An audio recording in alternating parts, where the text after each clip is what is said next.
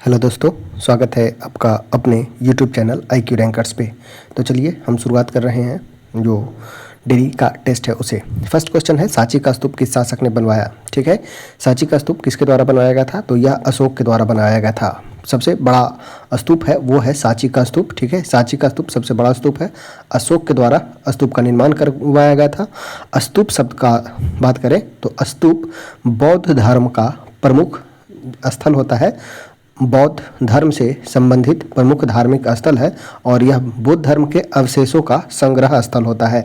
बुद्ध के अवशेषों से संबंधित है स्तूप। ठीक है, अशोक के द्वारा निर्मित किया गया था। अशोक का बात किया जाए तो मौर्य वंश किससे संबंधित है, अशोक ने कलिंग युद्ध किया था 261 BC में। नेक्स्ट है नगर कोझिकोड। कोझिकोड कहलाता है, कोझिकोड किसे कहा जाता है तो कालीकट को। ठीक है, कालीकट को ही कोझिकोड कहा जाता है, केरल में स्थित है। ठीक है, केरल में स्थित है कोझिकोड। याद कीजिएगा वास्को डी गामा से तो 17 मई 1498 को केरल के कालीकट बंदरगाह पर आया था। ठीक है, 1498 में कालीकट में ही आया था, तो कालीकट को ही कोझिकोड कहा जाता है, केरल में स्थित है। ठीक है, यह केरल में स्थित है कोझिकोड। नेक्स्ट है क्वेश्चन नंबर है थर्ड, नागर, द्रविड़ और बेसर ये क्या है। नागर, द्रविड़ और बेसर ये तीन प्रमुख मंदिर की वास्तु शैली है, मंदिर निर्माण की एक स्थापत्य शैली है नागर, द्रविड़ और बेसर। अगर बात किया जाए भारत के उत्तरी भाग में अगर बात करें तो भारत के उत्तरी भाग में नागर शैली का प्रचलन देखने को मिलता है। नागर शैली का दक्षिण भारत में देखें तो दक्षिण भारत में द्रविड़ शैली प्रचलन में मिलता है। वही मध्य भारत में भारत के बीचों बीच स्थित क्षेत्र बेसर शैली का प्रमुख उदाहरण है। बेसर शैली में निर्मित है मंदिर मध्य भारत में, उत्तरी भारत में नागर शैली, दक्षिण भारत में द्रविड़ शैली में निर्मित मंदिर देखने को मिलते हैं। ये मंदिर की वास्तु शैली है नागर, द्रविड़ और बेसर। नेक्स्ट है प्राचीन भारत में निष्क क्या था। निष्क तो स्वर्ण मुद्रा को निष्क कहा जाता था, स्वर्ण मुद्रा को निष्क कहा जाता था। ऑप्शन हो जाएगा ए। नेक्स्ट है हस्तिनापुर का उत्खनन कब हुआ था। हस्तिनापुर यह हरियाणा में स्थित है, हस्तिनापुर हरियाणा में। इसका खोज हुआ था 1950 से 52 के बीच। अल-बरूनी किसका दरबारी कवि था, तो यह मोहम्मद गजनवी के दरबारी था। ठीक है, अल-बरूनी मोहम्मद गजनवी के दरबारी कवि थे, मोहम्मद गजनवी के। ठीक है, मोहम्मद गजनवी में याद रखना है फू फा आए थे। ठीक है, याद रखेंगे ट्रिक से, FUFA, फारूकी, उतबी, फिरदौसी और अल-बरूनी, 4 दरबारी कवि थे इसके, फारूकी, उतबी, फिरदौसी और अल-बरूनी। नेक्स्ट है भारत का अंतिम मुगल शासक कौन था, तो ये था बहादुर शाह जफर द्वितीय। बहादुर शाह जफर द्वितीय भारत का अंतिम मुगल शासक था। बात किया जाए अंतिम मुगल शासक का तो 1857 की युद्ध के बाद, 1857 की क्रांति के बाद यह मुगल वंश जो है समाप्त हो जाता है भारत से, और जो सेना है वो अंग्रेज के आधिपत्य पूर्ण रूप से आ जाता है। लास्ट रूलर होते हैं बहादुर शाह जफर द्वितीय। इन्हें 1857 की क्रांति से दिल्ली में नेतृत्व किए और बाद में इन्हें रंगून निर्वासित कर दिया जाता है, जहां इनकी मृत्यु 1862 में हो जाती है। जफर शाह द्वितीय का जो सेनापति था उनका भी नाम याद रखना है, बख्त खान थे। दिल्ली से भारतीय राष्ट्रीय स्वतंत्रता संग्राम 1857 के स्वतंत्रता संग्राम को नेतृत्व करते हैं बहादुर शाह जफर द्वितीय, और ये लास्ट मुगल रूलर रहते हैं। अगर बात किया जाए मुगल वंश का तो 1526 में बाबर के द्वारा भारत में पानीपत के प्रथम विश्व युद्ध के तहत मुगल वंश की नींव डाली जाती है। नेक्स्ट है कौन सा अकबर के काल की भूमि का वर्गीकरण नहीं है, तो पोलज, बंजर और परौती, ये 4 यहाँ पे 4 था। जरीबा नहीं था। ठीक है, ऑप्शन हो जाएगा डी। पोलज, बंजर, पड़ौती ये सभी थे। नेक्स्ट है इंदिरा गांधी की हत्या कब हुई थी। इंदिरा गांधी की हत्या हुई थी, डेट याद रखना है 1984 में, 31 अक्टूबर 1984 को। 31 अक्टूबर सरदार पटेल की जयंती भी मनाई जाती है।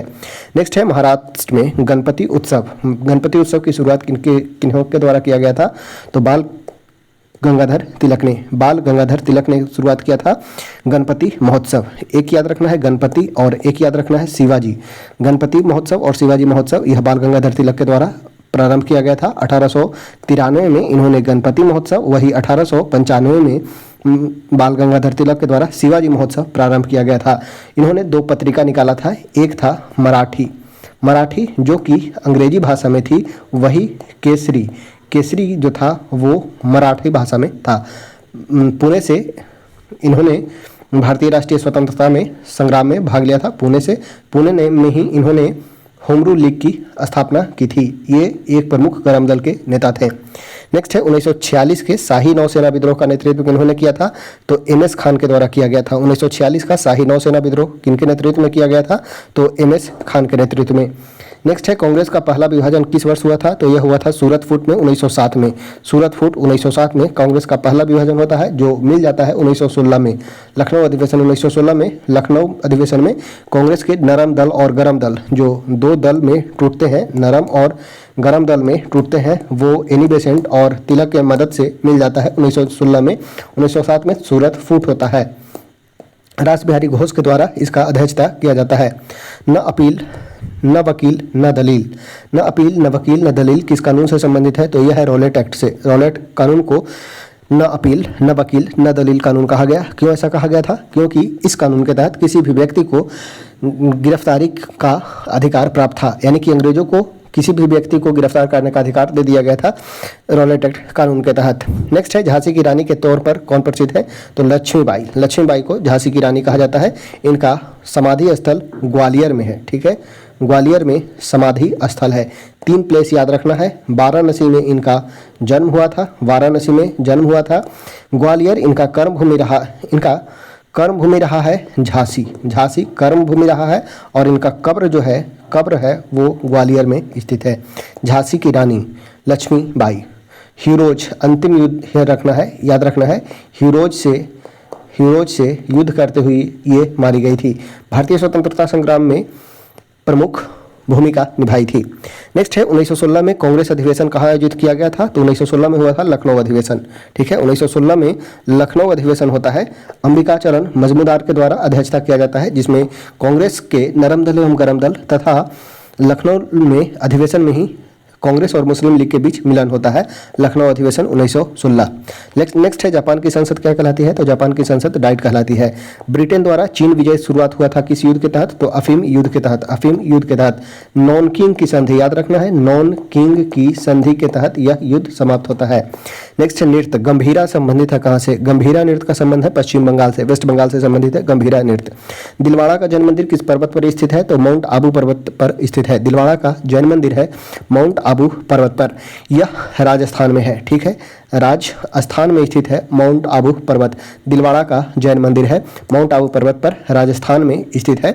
और बात किया जाए अगर समेत पर्वत का, तो यहीं पे समेत पर्वत संबंधित है जैन धर्म से। पार्श्वनाथ याद रखना है। पारसनाथ, इसका भी संबंध है, पारसनाथ का संबंध है जैन धर्म से।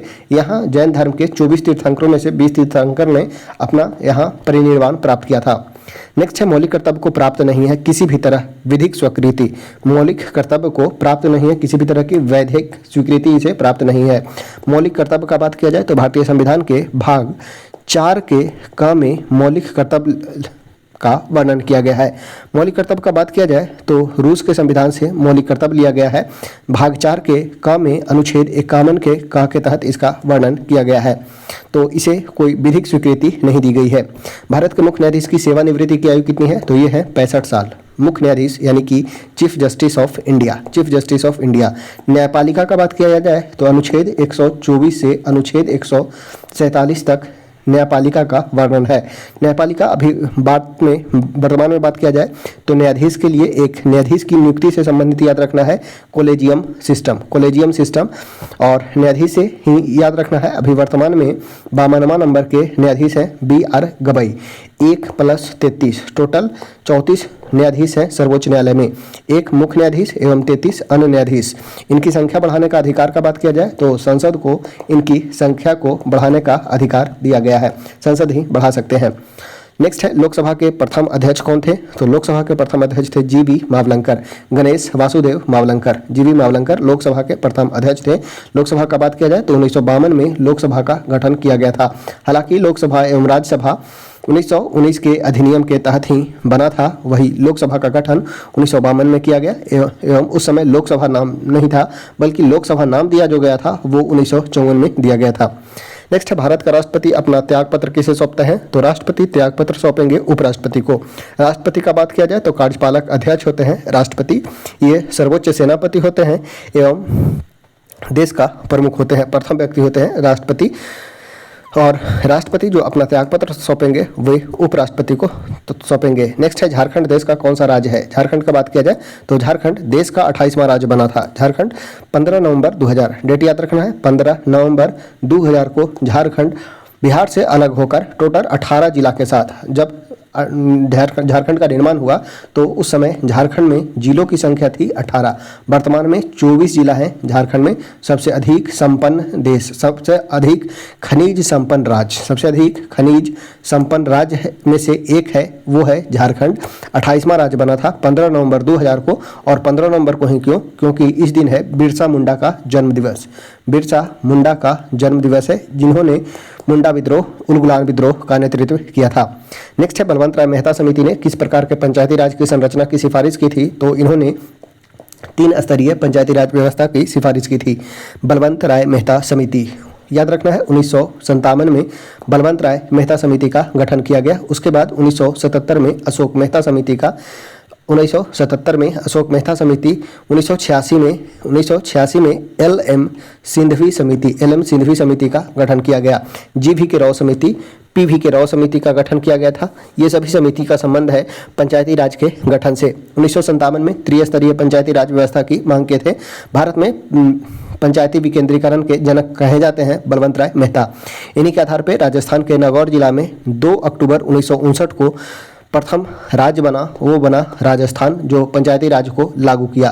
राजस्थान पंचायती राज को लागू करने वाला प्रथम राज्य बना।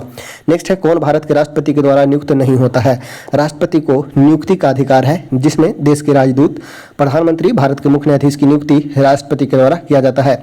उपराष्ट्रपति राज्यसभा के पदेन सभापति होते हैं और इनकी नियुक्ति राष्ट्रपति के द्वारा नहीं किया जाता है। ऑप्शन हो जाएगा, वो हो जाएगा डी। देश की प्रथम महिला मुख्य निर्वाचन आयुक्त कौन है। तो बी.एस. रमा देवी। देश की प्रथम महिला मुख्य निर्वाचन आयुक्त है बी.एस. रमा देवी।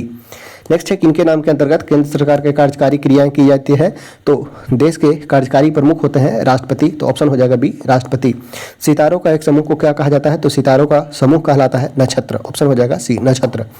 नेक्स्ट है समुद्र का जल खारा क्यों होता है। तो सोडियम क्लोराइड की घुले रहने के कारण समुद्र का जल खारा होता है, लवण घुला होता है। ऑप्शन हो जाएगा, वो हो जाएगा सी। किस राज्य में नाथुला दर्रा है। नाथुला जलेप्ला, नाथुला मानानीति लिपुलेख उत्तराखंड में है। नाथुला जलेप्ला सिक्किम में है। नाथुला जलेप्ला सिक्किम में है। माना नीति लिपुलेख, ठीक है, मानानीति लिपुलेख, ये सभी उत्तराखंड में है। ठीक है। दीफू दर्रा अरुणाचल प्रदेश में है। दीफू दर्रा अरुणाचल प्रदेश में है। मानानीति लिपुलेख उत्तराखंड में है। सिक्किम में है नाथुला और जलेप्ला, ये सिक्किम में है। याद रखना है सिक्किम में 2, एक है नाथुला, एक है जलेप्ला, दोनों जो है वो सिक्किम में है। सिक्किम का बात किया जाए तो 36वां संविधान संशोधन के तहत 1975 में यह पूर्ण राज्य बना था। नेक्स्ट है इंद्रावती टाइगर रिजर्व कहाँ है। तो यह है छत्तीसगढ़ में। इंद्रावती टाइगर रिजर्व है छत्तीसगढ़ में। टाइगर स्टेट के रूप में जाना जाता है मध्य प्रदेश को। टाइगर स्टेट के रूप में जाना जाता है मध्य प्रदेश को। टाइगर बात किया जाए तो यह हमारा स्टेट है, यह हमारा नेशनल एनिमल है।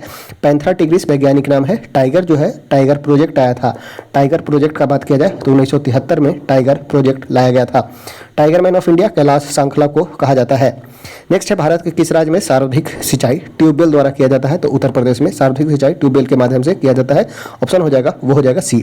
भारत का साइलेंट वैली कहाँ स्थित है। तो साइलेंट वैली है केरल में। केरल में साइलेंट वैली स्थित है। शांत घाटी यह केरल में स्थित है। नेक्स्ट है रंगमाथिट्टू पक्षी अभयारण्य कहाँ स्थित है। तो रंगमाथिट्टू पक्षी अभयारण्य यह कर्नाटक में स्थित है। रंगमाथिट्टू पक्षी अभयारण्य कर्नाटक में। नेक्स्ट है प्रति वर्ग किलोमीटर में रहने वाले लोगों की संख्या को, जनसंख्या को क्या कहा जाता है। तो यह जनसंख्या घनत्व कहते हैं। बिहार में सबसे अधिक 1106 व्यक्ति प्रति वर्ग किलोमीटर है। जनसंख्या घनत्व यानी कि 1 किलोमीटर में रहने वाले लोगों की संख्या जनसंख्या घनत्व कहलाती है। ऑप्शन हो जाएगा, वो हो जाएगा ए। कौन सा राज्य की राजधानी ईटानगर है। तो अरुणाचल प्रदेश की राजधानी है ईटानगर। अरुणाचल प्रदेश की राजधानी है ईटानगर। मणिपुर का बात किया जाए तो मणिपुर का राजधानी है इम्फाल। मणिपुर का राजधानी है इम्फाल। मिजोरम का बात किया जाए तो आइजोल मिजोरम की राजधानी है। नेक्स्ट है पीर पंजाल किसके अंतर्गत आता है। तो पीर पंजाल जम्मू कश्मीर में है। पीर पंजाल जम्मू कश्मीर में है। ऑप्शन हो जाएगा, वो हो जाएगा ए। नेक्स्ट है रॉबिन्स के अनुसार केंद्रीय आर्थिक समस्याओं के लिए उत्तरदायी नहीं है क्या। रॉबिन्स ये एक प्रमुख अर्थशास्त्री हैं। उनके अनुसार कौन केंद्रीय आर्थिक समस्याओं के लिए उत्तरदायी नहीं है? तो असीमित आवश्यकताएं। असीमित आवश्यकताएं। किस क्षेत्र में कामगार को रोजगार की सुरक्षा मिलती है? तो संगठित क्षेत्र में। कामगारों को रोजगार की सुरक्षा मिलती है किस क्षेत्र में? तो संगठित क्षेत्र में। कौन द्वितीयक समूह है? तो अस्पताल जो है वो द्वितीयक समूह का एग्जाम्पल हो जाएगा, ऑप्शन हो जाएगा, वो हो जाएगा डी। हार्डवेयर का उदाहरण नहीं है कौन? तो माउस हार्डवेयर है, मॉनिटर हार्डवेयर है, प्रिंटर हार्डवेयर है। एक्सेल का बात किया जाए तो यह एक प्रकार का सॉफ्टवेयर है, सॉफ्टवेयर। नेक्स्ट है डायनमो का आविष्कार किनके द्वारा किया गया था? तो डायनमो का आविष्कार किए थे Michael Faraday, Michael Faraday. Markovnikov का बात किया जाए तो बेतार का तार का खोज किए थे मार्कोनी। एडिसन का बात किया जाए तो बल्ब की खोज किए थे, बल्ब की खोज किए थे थॉमस अल्वा एडिसन। नेक्स्ट है रेडियोधर्मिता, रेडियोधर्मिता की खोज हेनरी बेक्यूरेल के द्वारा किया गया था। हेनरी बेक्यूरेल ने रेडियोधर्मिता का खोज किया था। नेक्स्ट है भारत के परमाणु ऊर्जा आयोग की स्थापना कब की गई थी? भारत में परमाणु ऊर्जा आयोग की स्थापना वर्ष 1948 में परमाणु ऊर्जा आयोग का स्थापना किया गया था। 1948 में परमाणु ऊर्जा आयोग की स्थापना की गई थी। 1972 का बात किया जाए तो परमाणु ऊर्जा विभाग की स्थापना 1972 में की गई। यूजीसी यूनिवर्सिटी ग्रांट कमीशन एवं यूनिवर्सिटी ग्रांट कमीशन, LIC ये सभी आदि का स्थापना 1956 में किया गया था। नेक्स्ट है नेशनल सिक्योरिटी गार्ड्स, NSG का मुख्यालय कहाँ है? तो मानेसर हरियाणा में। मानेसर हरियाणा में NSG का मुख्यालय है। NSG का मुख्यालय जो है मानेसर हरियाणा में है। त्वरित कार्यबल RAF रैपिड एक्शन फोर्स किस अर्धसैनिक बल का एक भाग है? तो CRPF का है। CRPF central reserve police force. बात किया जाए CRPF का तो 1939 में इसका स्थापना हुआ है। रैपिड एक्शन फोर्स अर्धसैनिक बल किसका भाग है? तो CRPF का एक पार्ट है। किस क्षेत्र में बुकर पुरस्कार दिया जाता है? तो बुकर पुरस्कार दिया जाता है साहित्य लेखन में। बुकर पुरस्कार साहित्य लेखन में दिया जाता है। प्रथम मुफ्ती मोहम्मद सईद पुरस्कार किस राज्य के मुख्यमंत्री को दिया गया? तो बिहार के मुख्यमंत्री को दिया गया। ट्यूरिंग अवार्ड किस क्षेत्र में दिया जाता है? तो LM ट्यूरिंग का नाम सुने होंगे, LM ट्यूरिंग। तो इन्होंने कंप्यूटर विज्ञान एवं AI के क्षेत्र में दिया जाता है Turing award. LM Turing computer विशेषज्ञ हैं, भारत में आधुनिक कंप्यूटर के जनक कहे जाते हैं LM ट्यूरिंग को, और उसी क्षेत्र में कंप्यूटर विज्ञान एवं AI के क्षेत्र में दिया जाता है ट्यूरिंग अवार्ड। पुलित्जर पुरस्कार का संबंध किस क्षेत्र में है? पुलित्जर पुरस्कार पत्रकारिता के लिए दिया जाता है। पत्रकारिता के लिए, यहाँ पे ऑप्शन गलत है, सॉरी, यहाँ पे पूछा गया है संबंध किस देश से है? तो पुलित्जर पुरस्कार USA का संबंध USA से है। यह पत्रकारिता के क्षेत्र में दिया जाता है, पत्रकारिता के क्षेत्र में दिया जाता है। एक है प्रीतजकर अवार्ड। प्रीतजकर अवार्ड का बात किया जाए तो प्रीतजकर अवार्ड जो है वो वास्तुकला में दिया जाता है। प्रीतजकर अवार्ड आर्किटेक्ट को दिया जाता है, आर्किटेक्ट जो होते हैं उन्हें दिया जाता है प्रीतजकर अवार्ड। और पुलित्जर अवार्ड यह पत्रकारिता में दिया जाता है, USA से संबंध है। नेक्स्ट है दास कैपिटल किसके द्वारा लिखा गया? तो कार्ल मार्क्स के द्वारा लिखा गया है दास कैपिटल। दास कैपिटल के लेखक हैं कार्ल मार्क्स। एक है कम्युनिस्ट मैनिफेस्टो। कम्युनिस्ट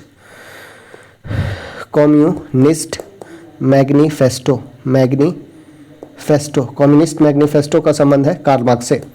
नेक्स्ट है 53 लीलाधर जुगाड़ी द्वारा रचित कविता है कौन? छाया मत छूना। लीलाधर जुगाड़ी ने लिखा छाया मत छूना। सोशल कॉन्ट्रैक्ट किनके द्वारा लिखा गया? तो जया जॉक रूसो के द्वारा। जया जॉक रूसो ने लिखा है सोशल कॉन्ट्रैक्ट। विश्व पर्यावरण दिवस कब मनाया जाता है? तो 5 जून को मनाया जाता है। 5 जून को मनाया जाता है विश्व पर्यावरण दिवस। ठीक है, विश्व पर्यावरण दिवस 5 जून 1972। United Nation environment programme headquarter Nairobi. ठीक है, United Nation environment programme Nairobi मुख्यालय है। 5 जून 1972 को UNEP का स्थापना हुआ था, इसलिए हम प्रतिवर्ष विश्व पर्यावरण दिवस मनाते हैं 5 जून को। नेक्स्ट है विश्व जल दिवस कब मनाया जाता है? विश्व जल दिवस मनाया जाता है 22 मार्च को। विश्व जल दिवस मनाया जाता है 22 मार्च को। इसी के साथ ही बिहार दिवस भी 22 मार्च को ही मनाया जाता है। 21 मार्च को मनाया जाता है विश्व वन दिवस। विश्व वन दिवस मनाया जाता है 21 मार्च को। 22 के बाद याद रखना है 23 मार्च को। 23 मार्च को मनाया जाता है विश्व मौसम विज्ञान दिवस। विश्व मौसम विज्ञान दिवस। विश्व मौसम विज्ञान दिवस मनाया जाता है 23 मार्च को। ठीक है, 21 मार्च को वन दिवस, 22 मार्च को जल दिवस, 23 मार्च को मौसम विज्ञान दिवस। यूएनए का मुख्यालय कहाँ है? तो न्यूयॉर्क के मैनहट्टन द्वीप पर स्थित है यूएनए का मुख्यालय। संयुक्त राष्ट्र संघ 24 अक्टूबर 1945 द्वितीय विश्व युद्ध के फलस्वरूप संयुक्त राष्ट्र संघ का स्थापना होता है। इसके 6 भाग हैं। विश्व व्यापार संगठन का मुख्यालय कहाँ है? तो यह है जिनेवा में, WTO। गेट के स्थान पे 1995 में WTO का स्थापना हुआ था, जिसका मुख्य कार्य देशों के बीच हो रहे व्यापारिक गतिविधियों को जांच करना है। WTO की स्थापना 1995 में गेट की जगह पे किया गया था, मुख्यालय है जिनेवा में। नेक्स्ट है वेलिंगटन कप का संबंध किस खेल से है? तो फुट हॉकी से है। वेलिंगटन कप का संबंध है हॉकी से। बजरंग पुनिया किस खेल से संबंधित है? तो इनका संबंध है कुश्ती से। बजरंग पुनिया का संबंध है कुश्ती से। क्वीन ऑफ टॉक किसके लिए रखा गया नाम है? तो ओपेरा विनेफ्रे के लिए। क्वीन ऑफ टॉक किसके लिए रखा गया नाम है? तो ओपेरा विनेफ्रे के लिए। बुद्ध ने अपना प्रथम उपदेश सारनाथ में 5 शिष्यों को दिया था, जिसे क्या कहा जाता है? तो धर्म चक्र प्रवर्तन कहलाता है। बुद्ध के द्वारा प्रथम उपदेश जो दिया गया उसे धर्म चक्र प्रवर्तन कहा गया। धर्म चक्र प्रवर्तन। महाभिनिष्क्रमण गृह त्याग की घटना महाभिनिष्क्रमण कहलाया। उनका मृत्यु महापरिनिर्वाण कहलाया। निरंजना नदी के तट पे उन्हें ज्ञान की प्राप्ति हुई थी। नेक्स्ट है शेर शाह द्वारा शुरू की गए चांदी के सिक्के को किस रूप में मुगलों ने भी जारी रखा था? तो रुपया के रूप में। शेर शाह सूरी 1541 से 45 के बीच 1541 से 45 के बीच शेर शाह सूरी का शासनकाल होता है। अफगान वंश रूल होता है। शेर शाह सूरी से याद रखना है। इनका मकबरा का बात किया जाए तो सासाराम में इनका मकबरा स्थित है। मकबरा सासाराम में स्थित है। शेर शाह सूरी ने सूर वंश की स्थापना की थी और उनका जो है सिक्का को मुगलों ने आगे भी रुपया के रूप में प्रचलन में रखा था। नेक्स्ट है भारत छोड़ो आंदोलन का आरंभ अखिल भारतीय कांग्रेस समिति के किस अधिवेशन में किया गया? तो बॉम्बे अधिवेशन में। भारत छोड़ो आंदोलन 8 अगस्त 1942। ऑपरेशन जीरो आवर के तहत प्रमुख कांग्रेसी नेता को गिरफ्तार कर लिया गया था। Operation zero hour. Mahatma Gandhi ने करो या मरो का नारा दिया। डू और डाई का नारा दिया महात्मा गांधी ने। इस अधिवेशन को भारतीय राष्ट्रीय कांग्रेस समिति के किस अधिवेशन में पारित किया गया था? तो बॉम्बे अधिवेशन में। बंगाल सती विनियमन 1829 भारत के किस गवर्नर जनरल में लाया गया था? तो बंगाल सती विनियमन 1829 रेगुलेशन 17 के तहत सती प्रथा को भारत से अंत कर दिया गया। उस समय गवर्नर जनरल रहते हैं बंगाल के लॉर्ड विलियम बेंटिक ने के सहयोग से भारत में सती प्रथा का अंत कर दिया गया। सती प्रथा का प्रथम अभिलेख 510 ईस्वी में भानुगुप्त के एरन अभिलेख से मिलती है। एरन अभिलेख से सती प्रथा का प्रमाण हमें देखने को मिलता है। भारत में पूर्ण रूप से सती प्रथा का अंत लॉर्ड विलियम बेंटिक के शासनकाल में 1829 में राजा राम मोहन राय के प्रयास से हो गया था। नेक्स्ट है धर्मनिरपेक्षता शब्द को किस संशोधन अधिनियम के द्वारा भारत के संविधान की उद्देशिका में जोड़ा गया? धर्मनिरपेक्ष का तात्पर्य है भारत का कोई राज्य का अपना कोई धर्म नहीं है। मूल संविधान में धर्मनिरपेक्ष राज्य का वर्णन नहीं था। 42वां संविधान संशोधन के तहत धर्मनिरपेक्षता, अखंडता आदि 3 शब्द जोड़े गए थे। एक है धर्मनिरपेक्षता, अखंडता इत्यादि वर्ड को जोड़ा गया था 42वां संविधान संशोधन 1976 के तहत। 42वां संविधान संशोधन 1976 के तहत मूलभूत अधिकार में से ज़्यादातर हमारे संविधान के किस अनुच्छेद में है? बात किया गया है मूल अधिकार का, तो यह भाग 3 के अंतर्गत अनुच्छेद 12 से 35 तक वर्णन किया गया है। यह अमेरिका के संविधान से लिया गया है। मूल अधिकार अमेरिका के संविधान से लिया गया है। भाग 3 में अनुच्छेद 12 से 35 तक 6 प्रकार के मूल अधिकार का वर्णन किया गया है। मूल संविधान में 7 प्रकार के थे। वही संपत्ति के अधिकार को 44वां संविधान संशोधन के तहत हटा दिया गया। वर्तमान में 6 प्रकार के मूल अधिकार हैं, जैसे समता का अधिकार 14 से 18 के बीच समता या समानता का अधिकार, 19 से 22 के बीच स्वतंत्रता का अधिकार, 19 से 22 के बीच स्वतंत्रता का अधिकार, 23 और 24 में शोषण के विरुद्ध अधिकार, 25 से 28 के बीच धार्मिक स्वतंत्रता, 29-30 शोषण के विरुद्ध 29-30 और 32, ये 6 प्रकार के मूल अधिकार का वर्णन किया गया है। नेक्स्ट है कार्बोक्सिलिक एसिड। CO समूह का आबंध क्रम क्या है? तो 3 है। CO समूह का आबंध क्रम है 3। चूने का पानी किसके द्वारा दूधिया हो जाता है? तो कार्बन डाइऑक्साइड के प्रेजेंस में चूने का पानी यानी कि कैल्शियम हाइड्रोक्साइड वो कार्बन डाइऑक्साइड के प्रेजेंस में रिएक्ट कराएंगे तो यह कलर यानी कि दूधिया हो जाएगा। ओम मीटर किसका मात्रक है? ओम मीटर, तो यह है प्रतिरोधकता का, प्रतिरोधकता का। R इक्वल टू होता है rho into L by A. R का यूनिट होता है ओम, R का यूनिट है ओम, और एरिया यानी कि मीटर स्क्वायर बटा में मीटर से डिवाइड देंगे तो यह हो जाएगा रो के बराबर, एम से एम कटेगा यानी कि ओम मीटर, जो यूनिट आ जाएगा रेसिस्टिविटी यानी कि प्रतिरोधकता का हो जाएगा, ऑप्शन हो जाएगा सी। आवृत्ति को मापा जाता है हर्ट्ज में। एक सेकंड में किया गया कंपन, एक सेकंड में किया गया कंपन आवृत्ति कहलाता है। एक सेकंड में कितना बार कंपन होता है वो आवृत्ति कहलाता है। F इक्वल टू होता है 1/t, F इक्वल टू होता है 1/t। आवृत्ति को मापा जाता है हर्ट्ज में, फ्रीक्वेंसी हर्ट्ज में। भारत में AC वोल्टेज का फ्रीक्वेंसी जो होता है वो 50 हर्ट्ज होता है, 50 हर्ट्ज होता है। DC का फ्रीक्वेंसी का बात किया जाए तो DC का फ्रीक्वेंसी 0 होता है।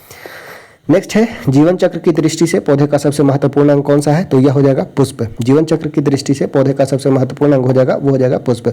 मटर पौधा क्या है? तो मटर पौधा एक शाकीय पौधा है। विटामिन ए का सबसे अच्छा स्रोत कौन सा है? तो गाजर विटामिन ए का सबसे अच्छा स्रोत है। Vitamin A retinol, vitamin A से याद रखना है, रेटिनॉल के नाम से इसे जाना जाता है। मुख्यतः हरी सब्जी गाजर में विटामिन ए प्रचुर मात्रा में पाया जाता है। विटामिन ई की कमी से ग्लूकोमा, ट्रेकोमा, जीरोथैलेमिया आदि रोग होता है, यानी कि आँख से संबंधित जो रोग होता है वो होता है विटामिन ए की कमी के कारण। नेक्स्ट है क्लोरोफिल, सूर्य के प्रकाश के तरंगदैर्घ्य को अवशोषित करता है। सूर्य के प्रकाश के किस कलर को तरंगदैर्घ्य को अवशोषित करता है? तो लाल और नीले को। अगर बात किया जाए प्रकाश संश्लेषण की प्रक्रिया सबसे अधिक लाल रंग में होती है। क्लोरोफिल सूर्य के प्रकाश के लाल और नीले तरंगदैर्घ्य को अवशोषित करता है, ऑप्शन हो जाएगा, वो हो जाएगा ए। मलेरिया कौन से मच्छर के काटने से होता है? तो पैरासाइट्स वाले मच्छर, ऑप्शन हो जाएगा, वो हो जाएगा सी। कीटभक्षी पौधे मिट्टी में किसकी कमी से उगते हैं? तो नाइट्रोजन के कमी से। कीटभक्षी पौधे एक याद रखना है, वेनस फ्लाई ट्रैप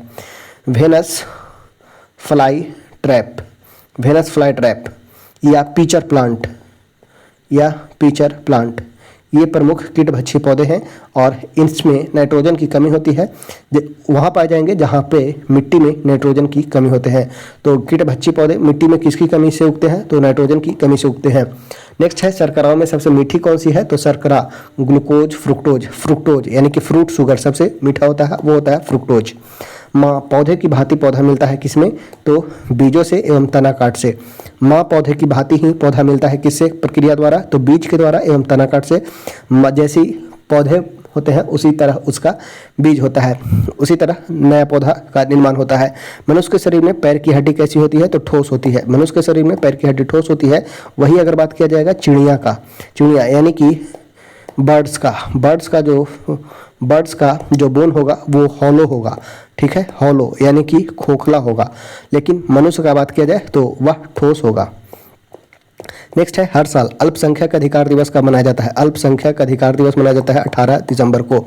अल्पसंख्यक अधिकार दिवस 18 दिसंबर को मनाया जाता है। इसके साथ ही याद रखना है विश्व प्रवासी दिवस, भारतीय प्रवासी दिवस 9 दिसंबर को मनाया जाता है एवं विश्व प्रवासी दिवस 18 दिसंबर को मनाया जाता है। हाल ही में रक्षा मंत्री के किस कंपनी के साथ K9 वज्र टी स्वचालित ट्रैक्ड तोपखाने के लिए समझौता किया गया? तो L&T कंपनी के साथ, लैसन एंड टर्बो कंपनी के साथ, L&T कंपनी के साथ। नेक्स्ट है Syed Modi international badminton tournament में किसने गोल्ड मेडल जीता है? तो PV सिंधु ने। Syed Modi international badminton tournament में किसने गोल्ड मेडल जीता है? तो PV सिंधु ने। हाल ही में अंतर्राष्ट्रीय पर्यटन मार्ट का आयोजन कहाँ किया गया है? तो काजीरंगा नेशनल पार्क में। अंतर्राष्ट्रीय पर्यटन मार्ट का आयोजन कहाँ किया गया? काजीरंगा नेशनल पार्क में। टोटो फर्स्ट हाइड्रो इलेक्ट्रिक प्रोजेक्ट किस राज्य में स्थित है? तो यह है अरुणाचल प्रदेश में। टोटो फर्स्ट हाइड्रो इलेक्ट्रिक प्रोजेक्ट किस राज्य में स्थित है? अरुणाचल प्रदेश में। वर्ल्ड मेरीटाइम कॉन्फ्रेंस 2024 की मेजबानी कौन सा शहर कर रहा है? तो यह चेन्नई के द्वारा किया जा रहा है। वर्ल्ड मेरीटाइम कॉन्फ्रेंस 2024 की मेजबानी कौन सा शहर कर रहा है? चेन्नई कर रहा है।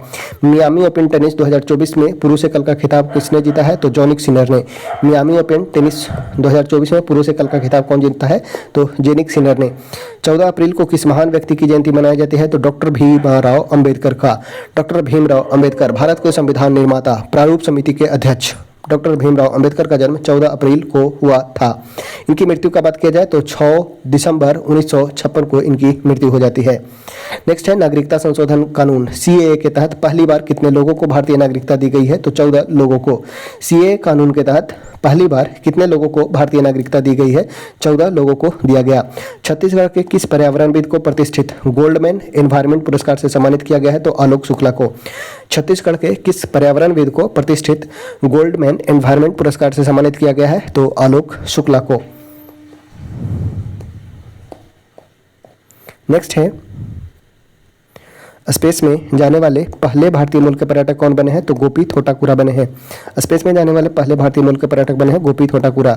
विश्व स्वास्थ्य संगठन की पूर्व मुख्य वैज्ञानिक डॉक्टर सौम्या स्वामीनाथन को किस विश्वविद्यालय द्वारा मानद उपाधि दी गई है? तो मैकगिल विश्वविद्यालय के द्वारा।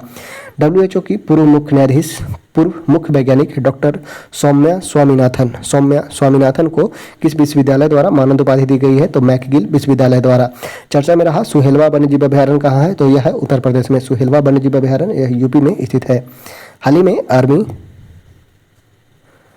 Army research and referral hospital के कमांडेंट के रूप में नियुक्त किया गया है शंकर नारायण को। हाल ही में army research and referral hospital के कमांडेंट के रूप में नियुक्त किया गया है शंकर नारायण को। क्लॉडिया शिनबॉम किस देश की पहली महिला राष्ट्रपति बनी है? तो मैक्सिको की बनी है पहली महिला राष्ट्रपति क्लॉडिया शिनबॉम। यूरो कप 2024 का खिताब किसने जीता है? स्पेन ने जीता है। पेरिस पैरालंपिक 2024 में शरद कुमार को और मरियप्पन थेंगावेलु ने किस स्पर्धा में पदक जीता है? तो ऊंची कूद में। शरद कुमार और मरियप्पन थेंगावेलु ने हाई जंप में पदक जीता है। साल 2025 में आईफा अवार्ड्स का आयोजन कहाँ किया गया? तो जयपुर में। आईफा अवार्ड्स का आयोजन किया गया 2025 में जयपुर में। किस देश ने global energy efficiency alliance launch किया है? तो यूएई ने लॉन्च किया है। Global energy efficiency alliance launch किया है यूएई में। हाल ही में रहा एलास्टेगेनिया स्क्लोरिस क्या है? तो यह एक उष्णकटिबंधीय पेड़ है। एलास्टेगेनिया स्क्लोरिस क्या है? तो यह एक प्रकार का उष्णकटिबंधीय पेड़ है।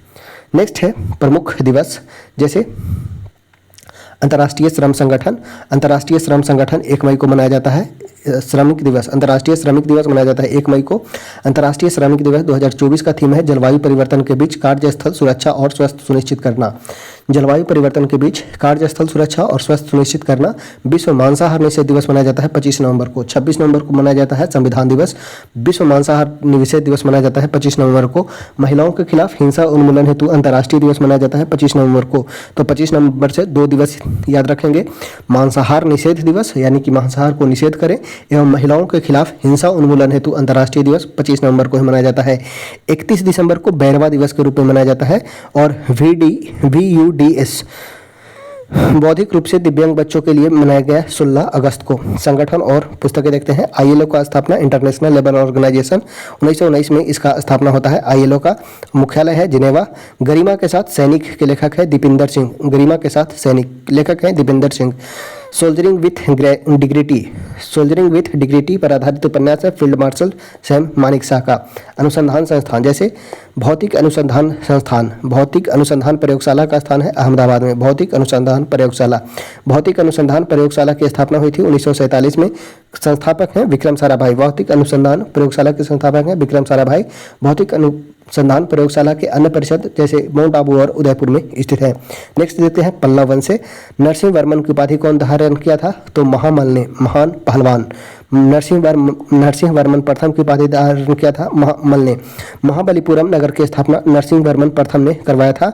सोर टेम्पल, रथ मंदिर, एकाश्व मंदिर का निर्माण नरसिंह वर्मन प्रथम के द्वारा करवाया गया था। नेक्स्ट देखते हैं महाजनपद काल से। पहला है प्राचीन जैन और बौद्ध ग्रंथ के अनुसार महाजनपद की संख्या 16 है। बौद्ध ग्रंथ का बात किया जाए तो अंगुत्तर निकाय में एवं जैन ग्रंथ भागवती सूत्र में 16 महाजनपद का वर्णन किया गया है। 16 महाजनपद का उल्लेख करने वाला बौद्ध ग्रंथ है अंगुत्तर निकाय एवं जैन ग्रंथ है भागवती सूत्र। सर्वाधिक शक्तिशाली 16 महाजनपद है। प्रथम है मगध, कौशल, वत्स और अवंती। 4 महाजनपद सबसे अधिक शक्तिशाली हैं। पहला है मगध, कौशल, वत्स और अवंती। दक्षिण भारत में गोदावरी नदी के किनारे स्थित महाजनपद है वो है अश्मक।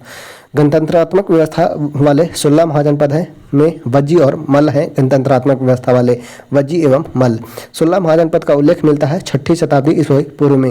नेक्स्ट है त्यौहार एवं सांस्कृतिक स्थल, जैसे ममालपुरम उत्सव किस राज्य का उत्सव है, तो यह है तमिलनाडु का ममालपुरम उत्सव। ममालपुरम का अन्य नाम है महाबलीपुरम। प्रसिद्ध यूनेस्को स्थल बोदो पोर्ट ऑफ मून का देश है फ्रांस। बोदो यूनेस्को स्थल है बोदो, जिसे पोर्ट ऑफ मून का देश कहा गया है, यह फ्रांस में है। नेक्स्ट है भारतीय स्वतंत्रता आंदोलन। असहयोग आंदोलन की समाप्ति कब हुई थी, तो 12 फरवरी 1922। 5 फरवरी डेट याद रखना है, 5 फरवरी 1922 को चौराचारी हत्याकांड होता है। 7 दिन बाद 12 फरवरी 1922 को इसे समाप्त कर दिया जाता है। असहयोग आंदोलन स्थगित करने का कारण था चौरी चौरी घटनाकांड। 5 फरवरी 1922 को हुआ। घटना है गोरखपुर जिला में चौराचारी नामक स्थान पर। नेक्स्ट है असहयोग आंदोलन वापस लेने पर सुभाष चंद्र बोस का क्या कथन है, जब राष्ट्रीय आंदोलन अपने चरम की ओर बढ़ ही रहा था उस समय अपना आंदोलन वापस लेना राष्ट्रीय विपदा से कम नहीं था। जब राष्ट्रीय आंदोलन अपने चरम की ओर बढ़ रहा था उस समय अपना आंदोलन वापस लेना राष्ट्रीय विपदा से कम नहीं था। गांधी जी द्वारा असहयोग आंदोलन स्थगित करने में बुलाई गई बैठक बारदोली में कांग्रेस कार्य समिति की बैठक बुलाई गई थी।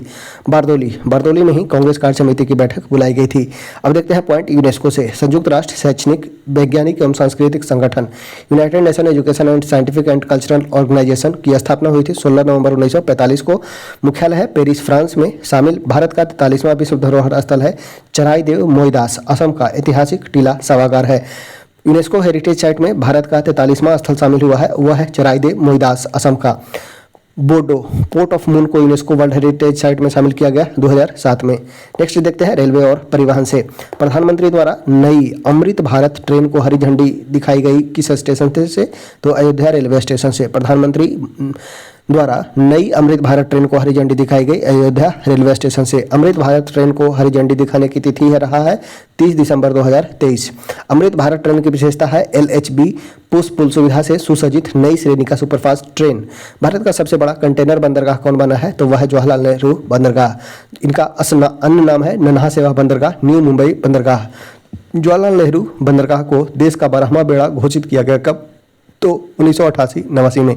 जवाहरलाल नेहरू बंदरगाह को देश का 12वां बड़ा बंदरगाह घोषित किया गया 1988-89 में।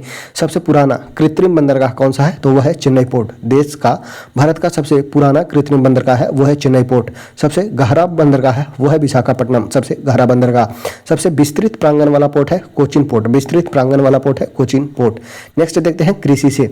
खरीफ की फसल नहीं है, तो गेहूं खरीफ की फसल नहीं है, बल्कि गेहूं जो है वो एक प्रकार का रबी का फसल है। गेहूं किस कुल का पौधा है, तो ग्रेमनी। ठीक है, ग्राम याद रखना है, ग्राम ग्रेमनी है। ग्रेमनी से संबंधित है। गेहूं का मूल स्थान है दक्षिण तुर्की। रबी की फसल बोने का समय है अक्टूबर टू नवंबर में। रबी का फसल काटने का समय है अप्रैल मई में। मुख्य रबी फसल है तो गेहूं के साथ ही होता है चना के साथ ही होता है टमाटर, सरसों, राई इत्यादि। देखिए जैसे गेहूं के खेत में ही राई और सरसों बोया जाता है, बिल्कुल, और गेहूं के बगल में ही जौ भी बोया जाता है, चना भी होता है, मटर भी होता है, गेहूं के समय में ही होता है। जो किसान होंगे वो आसानी से रिलेट कर पा रहे होंगे। खरीफ की फसल बोने का समय कब है, तो जून जुलाई में। खरीफ की फसल काटने का समय है अक्टूबर नवंबर में। मुख्य खरीफ फसल है चावल, ज्वार, बाजरा, रागी, मक्का, जूट, मूंगफली, कपास, पटसन, तंबाकू, उड़द, मूंग इत्यादि। नेक्स्ट है विज्ञान से रिलेटेड। देखते हैं स्वच्छ जल से भरे तालाब की आभासी गहराई 18 मीटर होने पर वास्तविक गहराई कितनी होगी, तो यह हो जाएगा 24 मीटर। अपवर्तनांक से निकालेंगे। अपवर्तनांक इक्वल टू होता है म्यू इक्वल टू होता है साइन आई बटा साइन आर, या म्यू इक्वल टू होता है अपेरेंट बटा एक्चुअल। म्यू इक्वल टू होता है अपेरेंट बटा एक्चुअल, तो यहाँ से भी फॉर्मूला से निकाल सकते हैं। हवा का सबसे अधिक संपीड्यता वाली अवस्था कौन सी है, तो वो है गैस। हवा की सबसे अधिक कंप्रेस्ड किया जा सकता है वो किया जा सकता है गैस में। संपीड्यता की परिभाषा किसी पदार्थ के आयतनात्मक प्रत्यास्था गुणांक का व्युत्क्रम। किसी पदार्थ के आयतनात्मक प्रत्यास्था गुणांक का व्युत्क्रम संपीड्यता कहलाता है। अभिलंब प्रतिबल बी। संपीड्यता गुणांक का क्रम गैस में, द्रव में, ठोस में। सबसे अधिक होता है गैस में, उसके बाद द्रव में, उसके बाद ठोस में। प्रत्यास्था सीमा से अधिक प्रतिबल होने पर न टूटने वाले पदार्थ क्या कहलाते हैं, तो तन्य पदार्थ कहलाते हैं। प्रत्यास्था सीमा से अधिक प्रतिबल होने पर न टूटने वाले पदार्थ तन्य पदार्थ कहलाते हैं। वस्तु की आकृति में प्रत्यास्था सीमा से अधिक परिवर्तन की अवस्था प्लास्टिसिटी कहलाता है। रबर का बहुलक है आइसोप्रीन। यंग गुणांक का अस्तित्व है केवल ठोस के लिए। Young modulus of elasticity. देखिए स्ट्रेस डायरेक्टली प्रोपोर्शनल होता है स्ट्रेन के। स्ट्रेस का बात किया जाए तो फोर्स पर unit area stress equal to होता है। स्ट्रेन का बात किया जाए तो चेंज इन लेंथ यानी कि डेल्टा एल बाई एल होता है। Stress by strain equal to constant. Stress by strain equal to constant जो कहलाता है Young modulus of elasticity. Constant को हटाएंगे तो वो आएगा Young modulus of elasticity. Next है गति और बल। एक पहिया जमीन पर समान स्थानांतरीय चाल से रोल करते हुए गति करने पर अधिकतम रैखिक वेग वाला बिंदु पहिए का जमीन के साथ संपर्क वाला बिंदु होता है। ऊपर की ओर रोल करते हुए पिंड का वेग घटता जाता है। शीर्ष बिंदु पर वेग सबसे कम होता है, न्यूनतम बिंदु पर वेग सबसे अधिक होता है। क्षैतिज वृत्त में गति करते हुए वस्तु की गतिज ऊर्जा संपूर्ण मार्ग में एक समान होती है। ऊर्ध्वाधर वृत्त में वस्तु की गतिज ऊर्जा भिन्न भिन्न बिंदु पर भिन्न भिन्न होता है। अभिकेंद्रीय बल द्वारा गतिज ऊर्जा में परिवर्तन नहीं कर सकता है। गिरती हुई वर्षा की बूंद द्वारा सीमित वेग प्राप्त करने का कारण है वायु द्वारा आरोपित श्यान बल। वर्षा की बूंद का गोलाकार होना पृष्ठ तनाव का गुण है। टक्कर यानी कि संघट्ट। यदि टक्कर में गतिज ऊर्जा की हानि होती है और टक्कर के बाद दोनों पिंड एक इकाई के रूप में चलती है तो यह टक्कर कहलाती है पूर्णतः अप्रत्यास्थ टक्कर। पूर्ण अप्रत्यास्थ संघट्ट के लिए संगठन गुण होता है वो होता है शून्य। पूर्णतः अप्रत्यास्थ टक्कर की विशेषता क्या है तो गतिज ऊर्जा का यथासंभव हानि हो जाती है, संवेग संरक्षित होता है। नेक्स्ट है अप्रत्यास्थ संघट्ट में लगने वाले अंतःक्रिया बल असंरक्षित प्रकृति के होते हैं।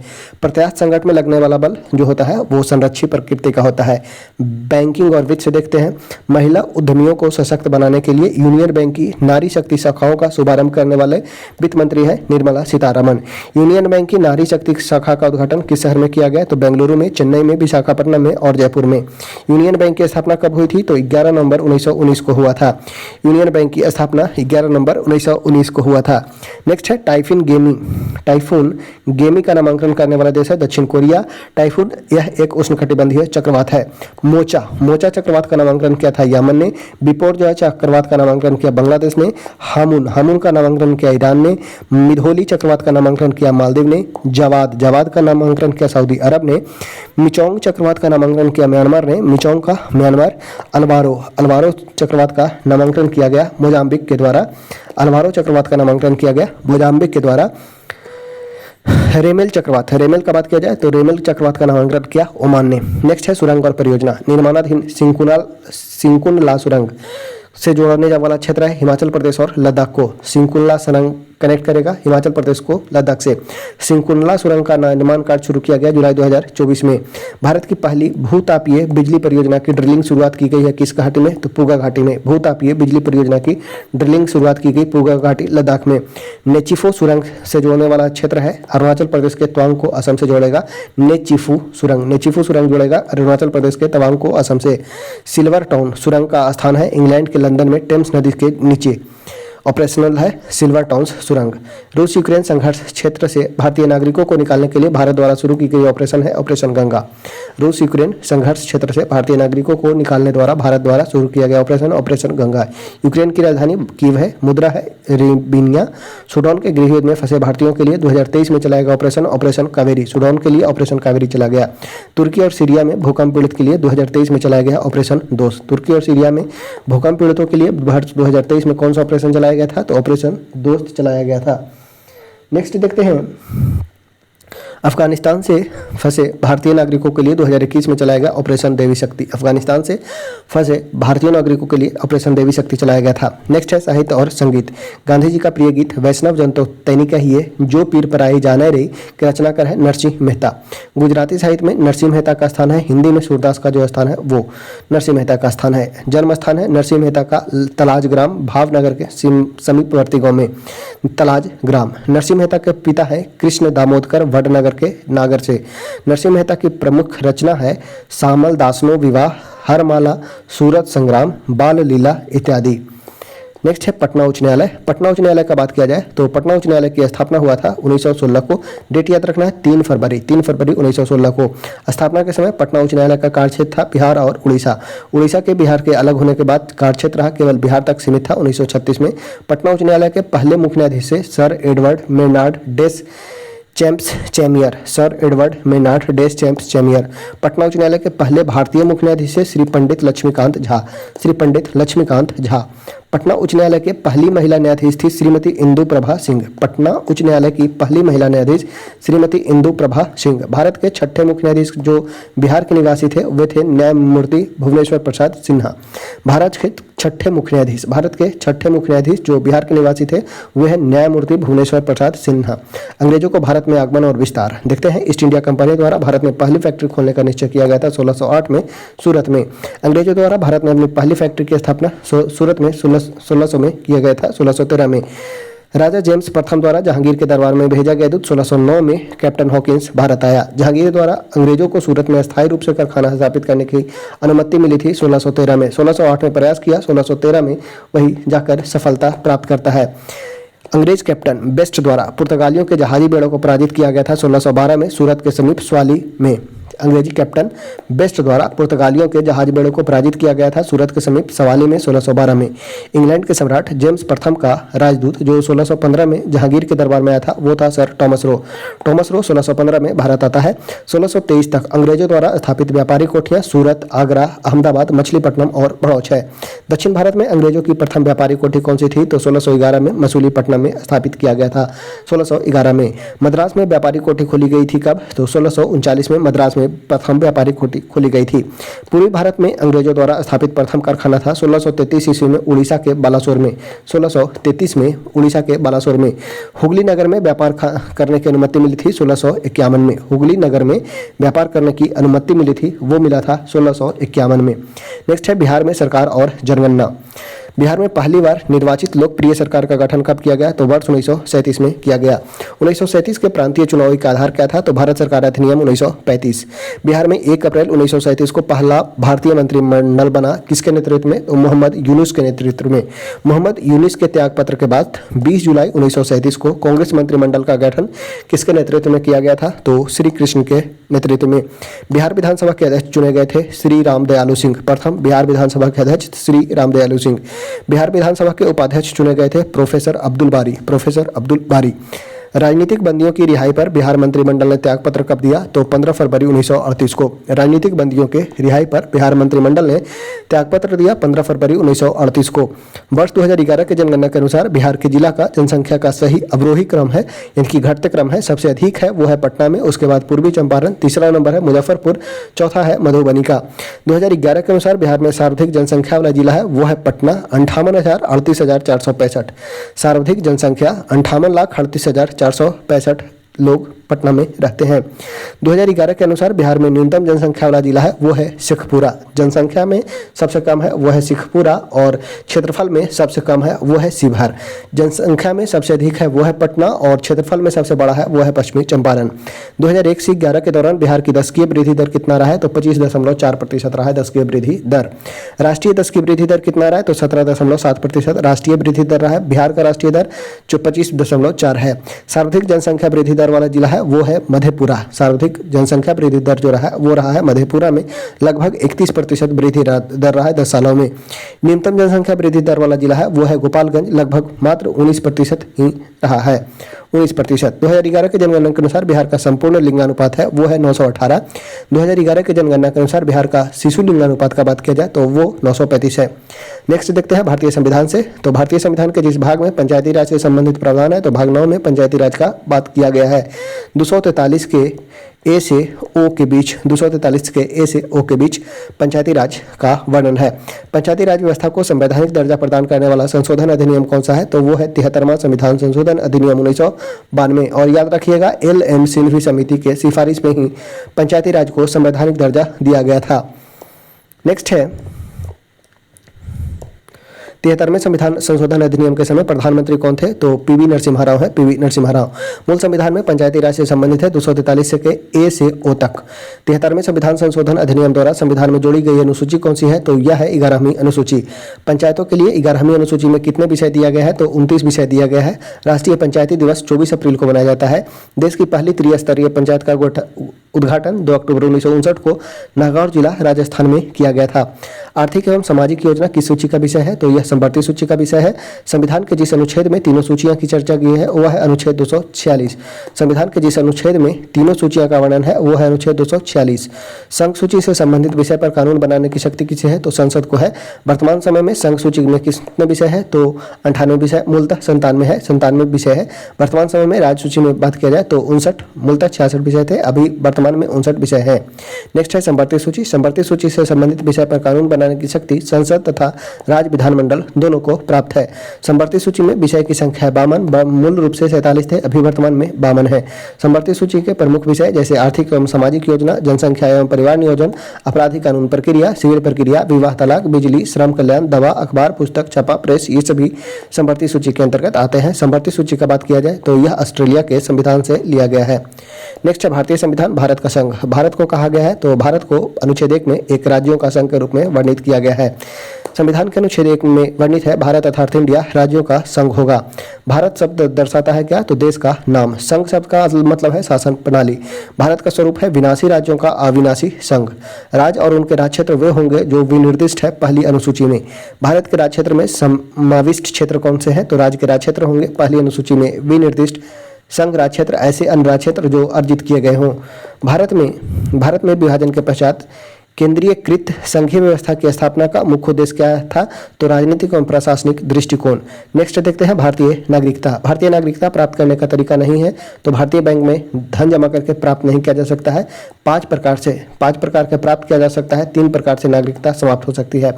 भारतीय संविधान के जिस भाग में नागरिकता से संबंधित प्रावधान है वो है भाग 2 में एकल नागरिकता। एकल नागरिकता की बात किया जाए तो एकल नागरिकता ब्रिटेन से लिया गया है। भाग 2 में एकल नागरिकता, भाग 2 में नागरिकता का प्रावधान किया गया है। एकल नागरिकता का वर्णन किया गया है।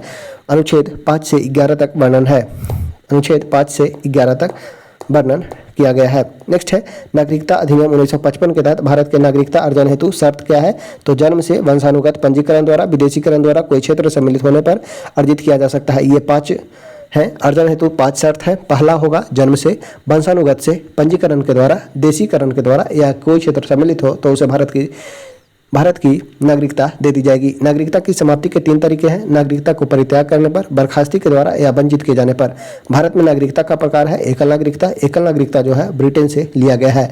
आधार कार्ड का प्रयोग नागरिकता या अधिवास के प्रमाण के रूप में नहीं किया जा सकता है। आधार कार्ड का प्रयोग नागरिकता या अधिवास के प्रमाण के रूप में प्रयोग नहीं किया जा सकता है, दिसंबर 2016 में कलकत्ता उच्च न्यायालय द्वारा किए गए निर्णय के अनुसार। नेक्स्ट है रसायन विज्ञान। सल्फर प्लस Cl2SCl में अभिक्रिया S है क्या है? तो यह अपचायक अभिक्रिया है। जिसमें इलेक्ट्रॉन का लॉस परित्याग होता है वह ऑक्सीकरण कहलाता है। परमाणु का इलेक्ट्रॉन प्राप्त होता है वह अवकरण कहलाता है। आभूषण का धूमिल होना ऑक्सीकरण अभिक्रिया का एग्जाम्पल है। चांदी का धूमिल होना संक्षारण अभिक्रिया का एग्जाम्पल है। चांदी किससे अभिक्रिया कर सिल्वर सल्फाइड बनाता है?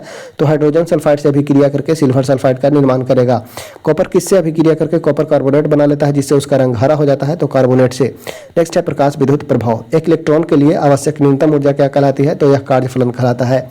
एक इलेक्ट्रॉन के लिए आवश्यक न्यूनतम ऊर्जा क्या कहलाता है? तो कार्यफलन कहलाता है।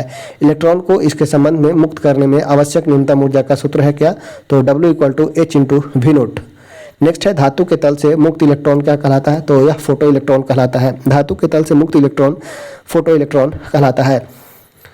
नेक्स्ट है धातु की सतह से इलेक्ट्रॉन तभी उत्सर्जित हो सकता है जब न्यूनतम आवृत्ति की प्रकाश तरंगे उसे आघात करे। इसे क्या कहते हैं? तो देहली आवृत्ति कहलाता है। धातु की सतह से इलेक्ट्रॉन तभी उत्सर्जित हो सकता है जब न्यूनतम आवृत्ति की प्रकाश तरंगे उसे आघात करे, यह कहलाता है देहली आवृत्ति। नेक्स्ट है धातु की सतह से इलेक्ट्रॉन उत्सर्जन की घटना क्या कहलाती है? तो प्रकाश विद्युत प्रवाह कहलाता है। प्रकाश विद्युत प्रभाव कहलाता है। नेक्स्ट है उपग्रह। किसी परिक्रमा करते हुए उपग्रह से एक छोटा सा भाग पृथक होने पर यह भाग उपग्रह की भांति ही समान कक्षा में घूमता रहता है। उसी प्रकार समान कक्षा में घूमता रहता है। उपग्रह का कक्षीय वेग कितना होगा? तो 7.92 किलोमीटर होगा। उपग्रह का कक्षीय वेग 7.92 किलोमीटर होता है। उपग्रह के प्रकार प्राकृतिक होते हैं एवं कृत्रिम होते हैं। कृत्रिम उपग्रह के प्रकार 1-2 हैं, भू-स्थैतिक उपग्रह और ध्रुवीय उपग्रह। भू-स्थैतिक का बात किया जाए तो इनका परिक्रमण काल होता है 24 घंटा, वही ध्रुवीय उपग्रह का परिक्रमण काल होता है 100 मिनट। नेक्स्ट है IUPAC नामांकन के द्वारा CH2 CH CH2 CH3 2 का IUPAC नाम हो जाएगा 3 मिथाइल 2 1 ब्यूटीन। द्विबंध एवं त्रिबंध हाइड्रोकार्बन यौगिक को क्या कहते हैं? तो असंतृप्त हाइड्रोकार्बन कहा जाता है। यानी कि एल्कीन और एल्काइन असंतृप्त हाइड्रोकार्बन कहलाते हैं, वही संतृप्त हाइड्रोकार्बन सिंगल बॉन्ड वाले संतृप्त हाइड्रोकार्बन कहलाएंगे। एल्किन संतृप्त है, एल्केन CnH2n+2 फार्मूला हो जाएगा, CnH2n+2। नेक्स्ट है सरकारी योजना और पहल। पीएम दक्ष योजना का नोडल मंत्रालय क्या है? तो सामाजिक न्याय और अधिकारिता मंत्रालय। पीएम दक्ष योजना का नोडल मंत्रालय है सामाजिक न्याय और अधिकारिता मंत्रालय। एनपीएस वात्सल योजना की घोषणा करने वाले वित्त मंत्री निर्मला सीतारमण है। प्रोजेक्ट अस्मिता शुरू करने वाले मंत्रालय है शिक्षा मंत्रालय एवं विश्वविद्यालय अनुदान आयोग। प्रोजेक्ट अस्मिता शुरुआत करने वाला मंत्रालय है शिक्षा मंत्रालय एवं UGC। नेक्स्ट है एक वैज्ञानिक एक उत्पाद कार्यक्रम शुरू करने वाला है कौन? तो भारतीय कृषि अनुसंधान परिषद। एक वैज्ञानिक एक उत्पाद कार्यक्रम शुरू करने वाला जो है वो है भारतीय कृषि अनुसंधान परिषद। भारतीय कृषि अनुसंधान परिषद। प्रोजेक्ट परी शुरू करने वाला मंत्रालय है संस्कृति मंत्रालय। प्रोजेक्ट परी। स्कूल के विद्यार्थियों की पढ़ाई के बीच छोड़ने की प्रवृत्ति रोकने के लिए बिहार सरकार द्वारा शुरू किया गया मिशन है मिशन दक्ष। ज्ञान और कौशल के लिए गतिशील दृष्टिकोण दक्ष। सुपर कंप्यूटिंग और अनुसंधान से देखते हैं। परम रुद्र सुपर कंप्यूटर का उद्घाटन 20 सितंबर 2024 में कहा गया? तो SN Bose National Centre for Basic Sciences में कोलकाता में परम रुद्र सुपर कंप्यूटर का उद्घाटन सितंबर 2024 में SN Bose National Centre for Basic Sciences Kolkata में इसका उद्घाटन किया गया। प्रधानमंत्री नरेंद्र मोदी द्वारा लॉन्च किए गए परम रुद्र सुपर कंप्यूटर की संख्या कितनी है? तो 3 है। नेशनल सुपर कंप्यूटिंग मिशन के तहत तैयार किए गए सुपर कंप्यूटर की लागत है 130 करोड़। 3 सुपर कंप्यूटर स्थापित किए गए हैं दिल्ली, पुणे और कलकत्ता में। पुणे में स्थापित ज्वाइंट मीटर रेडियो टेलीस्कोप में सुपर कंप्यूटर का उपयोग है फास्ट रेडियो बेस्टर्स और अन्य एस्ट्रोनॉमिकल इवेंट्स को स्टडी के लिए। नेक्स्ट है दिल्ली में inter university accelerator centre IUAC में सुपर कंप्यूटर का उपयोग किस लिए किया जाएगा? तो मटेरियल साइंस और एटॉमिक फिजिक्स जैसे क्षेत्र में अनुसंधान को बढ़ावा के लिए। नेक्स्ट है कोलकाता में एसएन बोस सेंटर में सुपर कंप्यूटिंग तकनीकी का उपयोग किया है? तो उन्नत अनुसंधान फिजिक्स, कॉस्मोलॉजी और अर्थ साइंस के लिए शास्त्रीय भाषा में। 3 अक्टूबर 2024 को शास्त्रीय भाषा का दर्जा किसे नहीं दिया गया? तो कोंकणी भाषा को। 3 अक्टूबर 2024 को शास्त्रीय भाषा का दर्जा दी गई 5 भाषा, वो 5 भाषाएं कौन सी हैं? तो मराठी, पाली, प्राकृतिक, असमिया और बंगाली को। 3 अक्टूबर 2024 को शास्त्रीय भाषा का दर्जा दिया गया है 5 को। पहला है मराठी, पाली, प्राकृतिक, असमिया और बंगाली। वर्तमान में भारत में कुल शास्त्रीय भाषा की संख्या कितनी है? तो शास्त्रीय भाषा की संख्या है 11। इससे पूर्व शास्त्रीय भाषा में श्रेणी में शामिल हैं जैसे तमिल को 2004 में, संस्कृत को 2005 में, तेलुगु को 2008 में, कन्नड़ को 2008 में, मलयालम को 2013 में एवं उड़िया को 2014 में शामिल किया गया था। नेक्स्ट है भारतीय संविधान के अंतर्गत लोकसभा देखते हैं। भारतीय संविधान का अनुच्छेद जो लोकसभा के गठन का प्रावधान करता है वो है अनुच्छेद 81।